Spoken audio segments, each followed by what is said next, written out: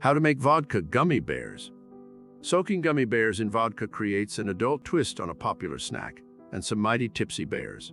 You can also use other gummy candies like worms in the recipe. And just like people, expect the bears to swell slightly as they soak up that vodka. 1. Place the gummy bears into a glass bowl or container.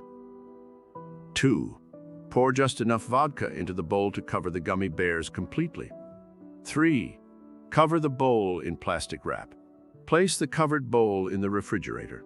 Allow the gummy bears to infuse for 2 days. 4. Taste a piece of the candy on the second day. Decide if it has sufficient vodka flavor for your liking. If not, then allow the candies to soak for an additional day. 5. Remove the gummy bears from the bowl using a slotted spoon if needed. The gummy bears will have absorbed most, if not all, of the vodka. 6. Serve the gummy bears immediately. If you have a little bit of leftover vodka, simply pour the vodka into a glass if you want to drink it. Otherwise, discard the vodka. Whatever is left over will not be of a quality you'll want to use for mixed drinks. Follow this channel for more. Santa Explains.